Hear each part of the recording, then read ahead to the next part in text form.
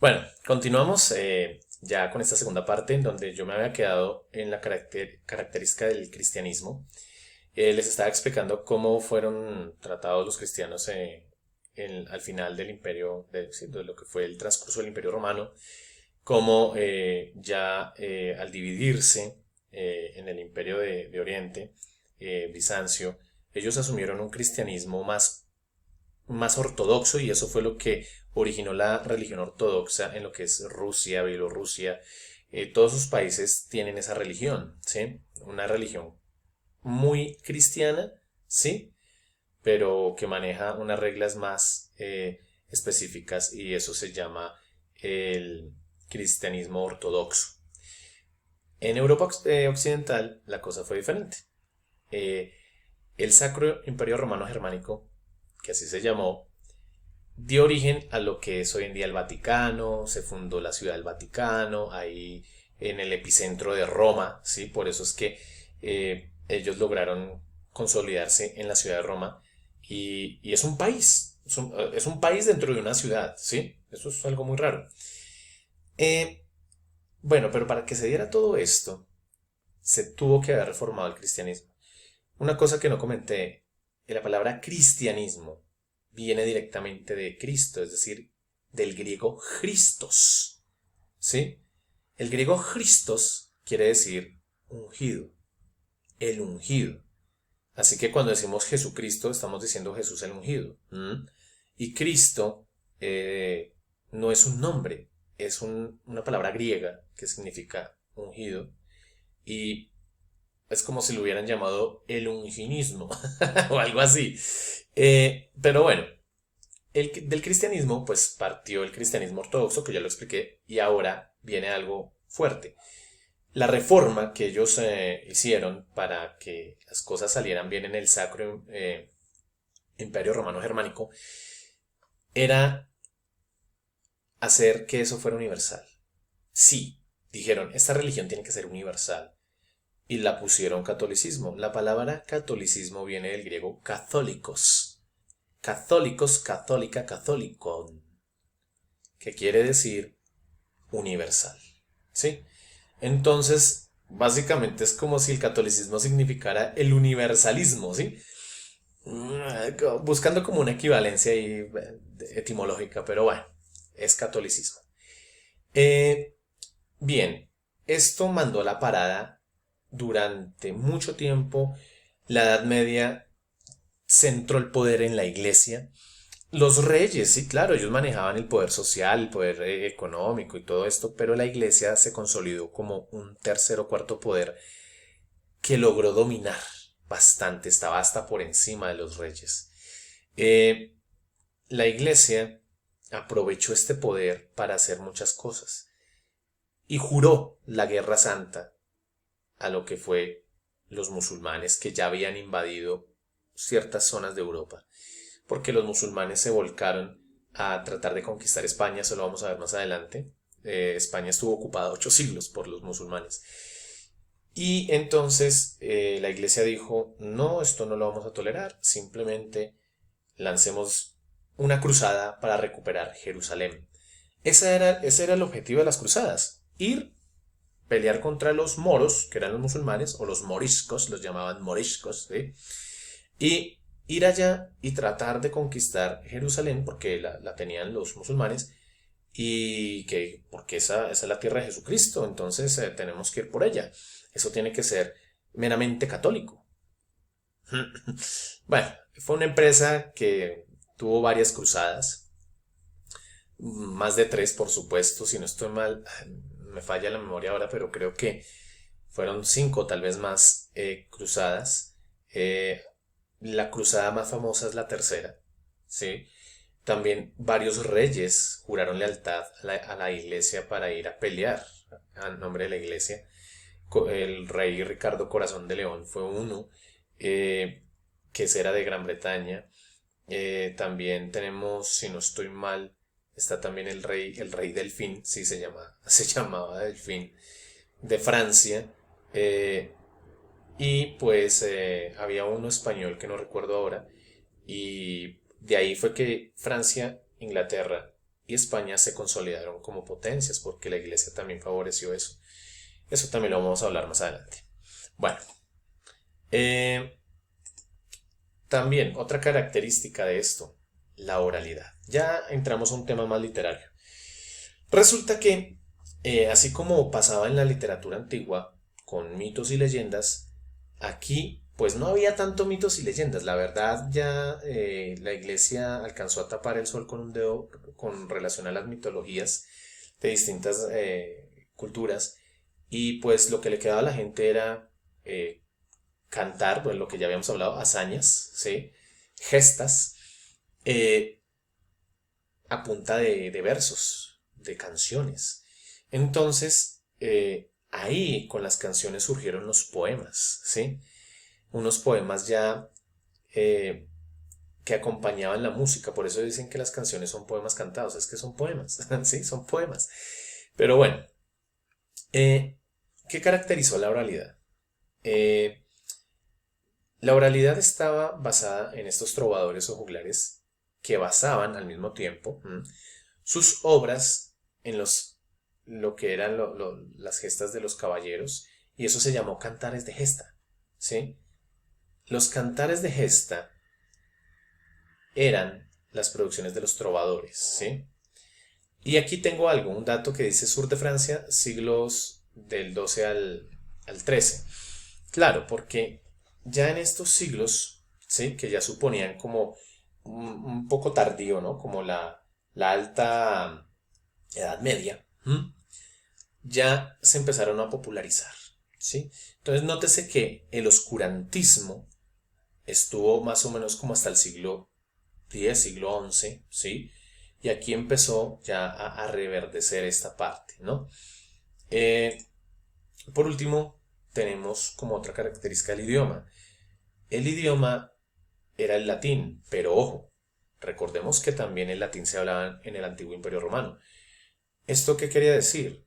Quería decir que técnicamente la evolución lingüística del latín, que ya lleva más de 1500 años, es un idioma bastante resistente, que ya tiene bastante edad, hizo en cierta forma una conversión muy sutil del latín romano o clásico, lo llaman clásico, cambió ciertos fonemas, formas de pronunciar, las palabras obviamente pues cambiaron con el paso de los siglos, pero se mantuvo la línea del latín.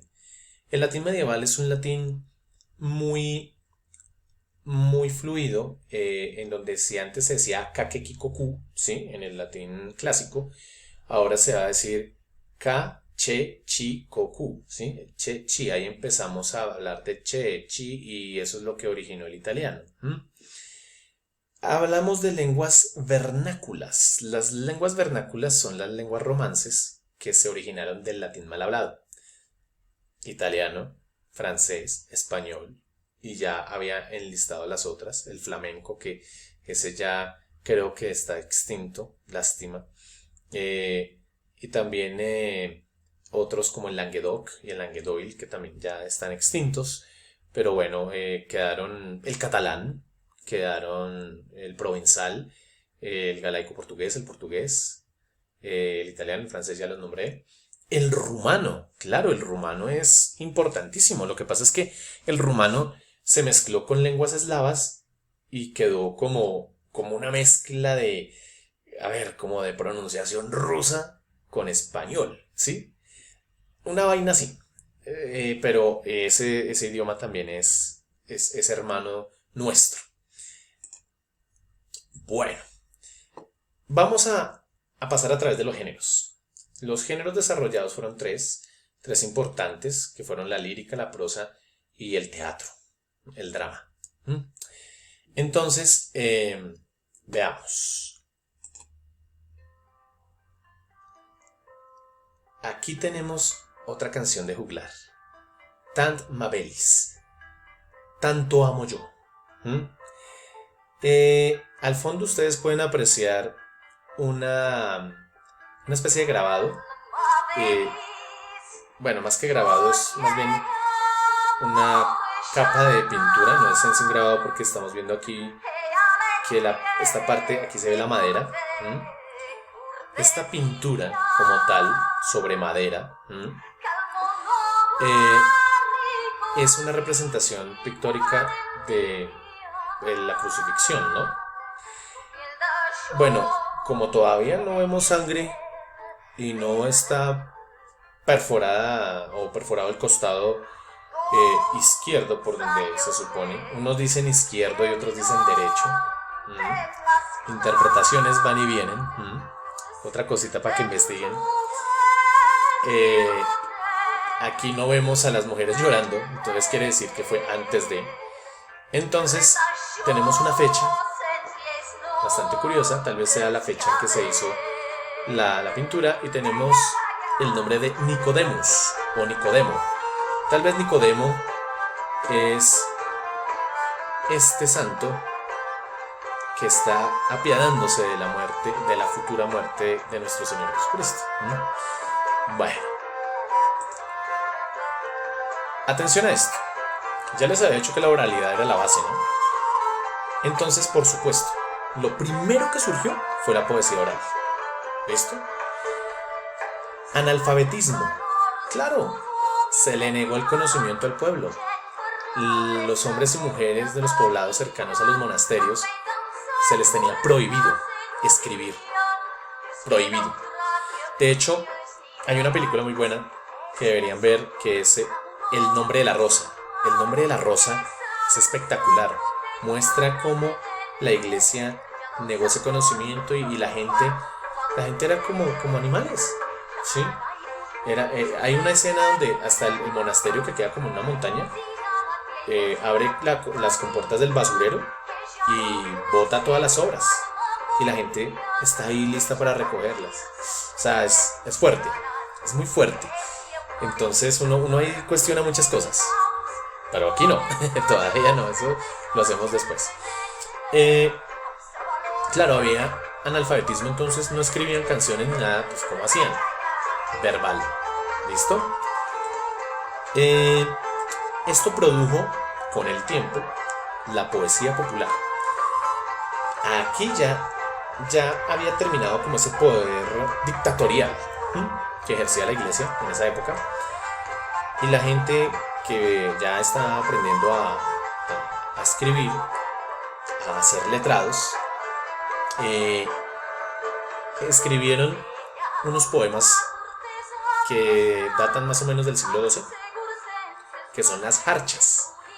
Las jarchas, la palabra jarcha es árabe y significa canción, pequeña canción, ¿sí? Es lo que significa. Las jarchas son poemas en árabe, sí. Ay, pero es que no estamos en español. El árabe es importante para el español. Estos musulmanes empezaron a componer en árabe, pero con ciertos matices de los juglares. Cuando evolucionaron las jarchas, se llamaron muaxajas o muajajas, pero yo la pronuncio como se escribe, muaxajas. Las muaxajas son poemas también en árabe, más avanzados, con una métrica más pulida que las jarchas. Esto finalmente, ¿qué dio? Dio lugar al mester de juglaría. El mester de juglaría es ese conjunto de trovadores que hicieron célebres las hazañas, las historias, y se consolidaron como gran parte importante cultural de la Edad Media. Aquí tenemos lo que les había dicho, Languedoc y Languedoil. Así se escribe. Curiosamente,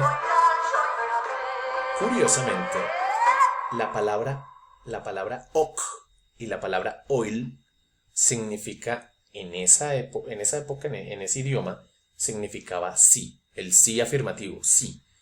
Es decir, que la traducción de esto es la lengua del sí, en ambos. O sea, hagan de cuenta que es como si el portugués y el español, que son parecidos, se hablaran al mismo tiempo en un mismo lugar y se llamaran el idioma del sí y el idioma del sí. Así fue, ¿sí? sino que prevaleció más el Languedoc. El Languedoc tuvo un auge más popular y desplazó un poco al Languedoil, causando